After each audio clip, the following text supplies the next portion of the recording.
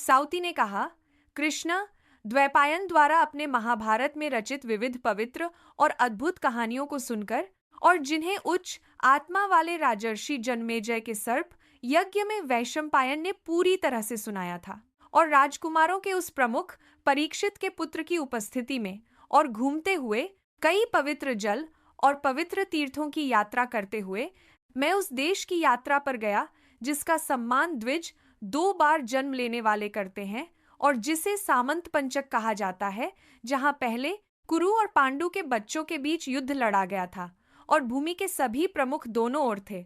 तब से आपको देखने के लिए उत्सुक मैं आपकी उपस्थिति में आया हूँ। हे आदरणीय ऋषियों, आप सभी जो मेरे लिए ब्रह्मा के समान हैं, आप महान धन्य हैं जो इस बलिदान के स्थान में सौर अग्नि की चमक के साथ चमके। आप जिन्होंने मौन ध्यान समाप्त कर लिया है और पवित्र अग्नि को खिलाया है, और फिर भी जो बैठे हैं बिना परवाह किए। हे द्विजो 2 बार जन्म लेने वाले, मैं क्या दोहराऊं, मैं पवित्र का वर्णन करूं।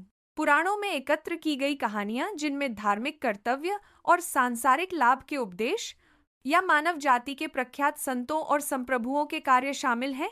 ऋषि ने उत्तर दिया, पुराण जो सबसे पहले महान ऋषि द्वैपायन द्वारा प्रचारित किया गया था और जिसे सुनने के बाद देवताओं और ब्रह्मर्षियों का अत्यधिक सम्मान किया जाता था, जो सबसे उत्कृष्ट कथा है जो मौजूद है, जो दोनों ही उच्चारण और विभाजन में विविध है, जिसमें सूक्ष्म अर्थ तार्किक रूप से संयुक्त हैं और वेदों से प्राप्त किए गए हैं, एक पवित्र कार्य है, सुरुचिपूर्ण में रचा गया।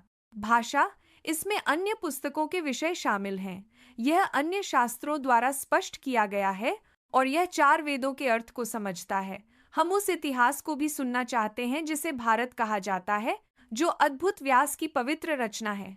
जो क्या यह बुराई के डर को दूर करता है, जैसा कि ऋषि वैशंपायन ने राजा जन्मेजय के सर्प यज्ञ में स्वयं द्वैपायन के निर्देशन में खुशी से पाठ किया था।